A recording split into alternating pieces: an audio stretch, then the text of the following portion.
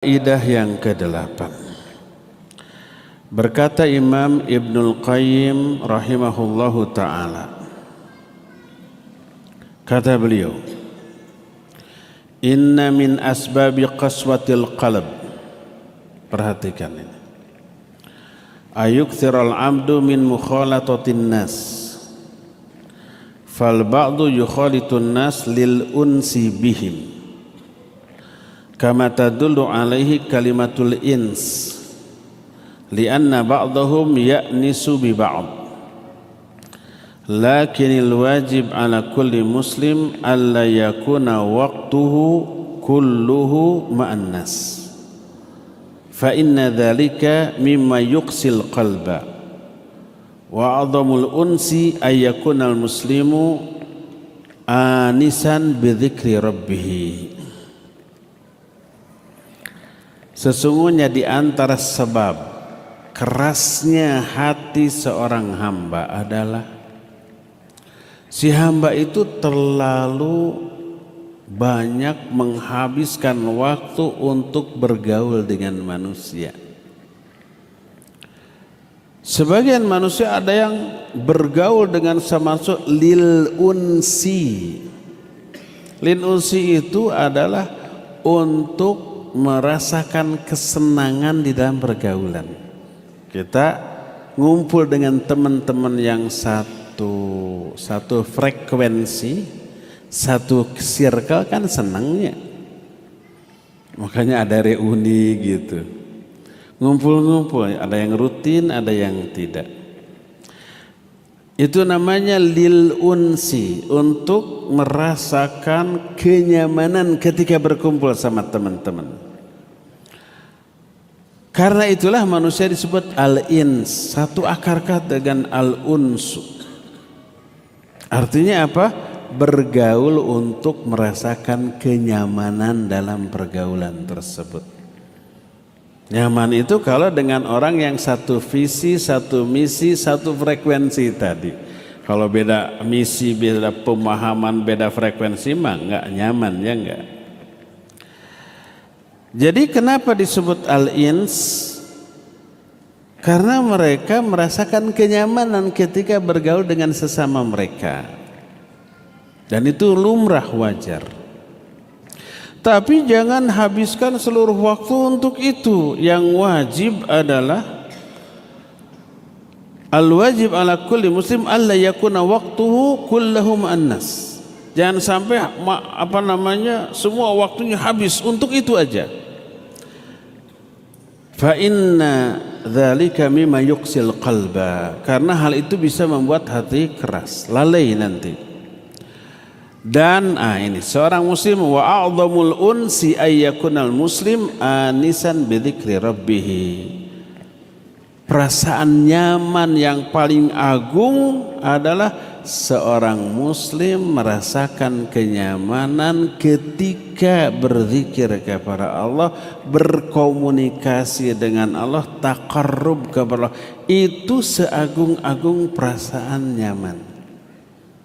Dan itulah yang kata Syekhul Islam Ibn Taimiyah disebut dengan sebutan jannatud dunya. Beliau menyatakan inna fid dunya jannatan, man lam yadkhulha lam yadkhul jannatal akhirah. Di dunia ini ada surga. Siapa yang belum merasakan surga dunia, dia nggak akan bisa masuk surga di akhirat. Apa yang dimaksud surga dunia? Muridnya Imam Ibnul Qayyim menyatakan surga dunia itu adalah perasaan betah, nyaman, senang, bahagia ketika beribadah kepada Allah. Itu surga dunia tuh. Siapa yang belum merasa nyaman, betah, nikmat ibadah kepada Allah, jangan berharap bisa masuk surga akhirat. Allah mengancam fawailul lil musallin alladzina hum an salatihim sahun. Celaka orang yang sholat, akan terkena azab, terancam azab. Siapa?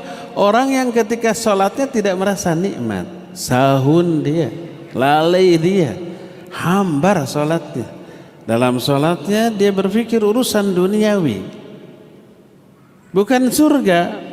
Para Allah menyatakan qad aflahal mu'minun alladzina hum fi salatihim khasyun. Sungguh berbahagia orang mukmin. Yang mana? Yaitu orang yang khusyuk dalam salatnya. Kalau mukmin tapi tidak khusyuk, fawailul musallin. Tapi yang khusyuk, ulaika humul warithun alladzina yarithunal firdaus hum fiha khalidun. Yang khusyuk akan mewarisi surga firdaus, mereka kekal di dalamnya selama-lamanya. Khusyuk adalah surga dunia.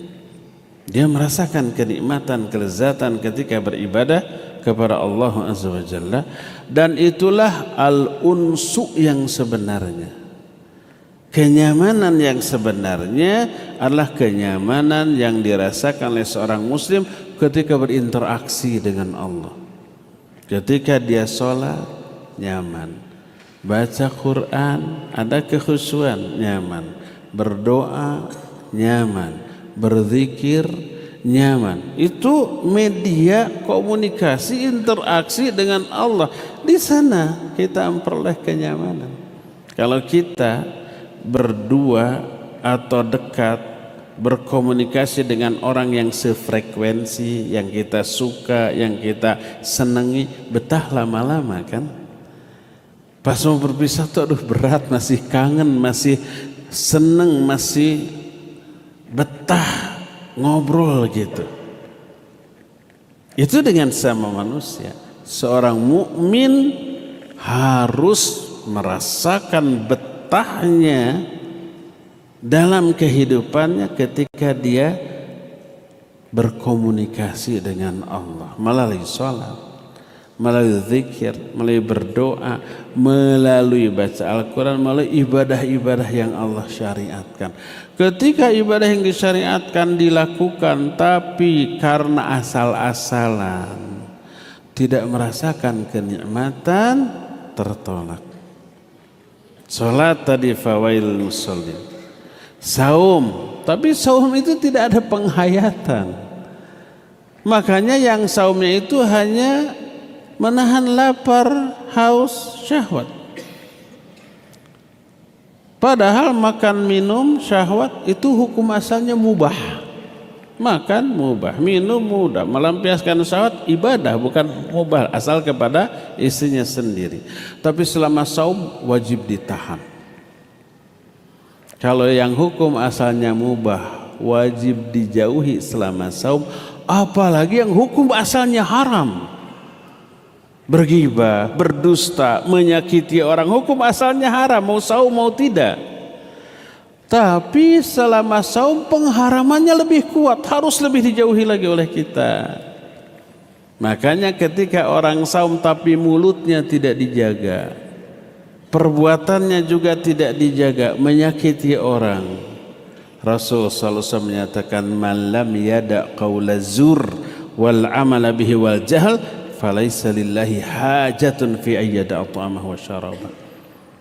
Siapa orang yang selama saum tidak meninggalkan ucapan perbuatan yang buruk, yang busuk, Allah enggak butuh kepada saumnya, ditolak.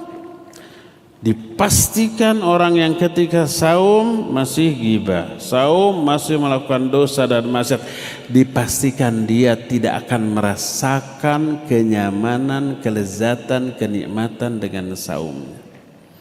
Sebagaimana orang yang sholat tapi lalai, dipastikan sholatnya hambar. Hambarnya ibadah, baik sholat, saum atau yang lainnya, indikator ditolaknya sholat tersebut. Karena apa? Karena surga dunia yang dihasilkan dari ibadah yang berkualitas nggak bisa dia capai. Nah, kata Imam Ibnu Qayyim rahimahullah, wa'adhamul unsi ayyakunal muslimu anisan bidzikri rabbi. Seagung-agung rasa nyaman, rasa betah, rasa nikmat adalah seorang muslim merasakan kenyamanan itu ketika berzikir kepada Allah Azza wa Jalla. Inilah ibadah yang berkualitas ya. Inilah faidah yang ke-8.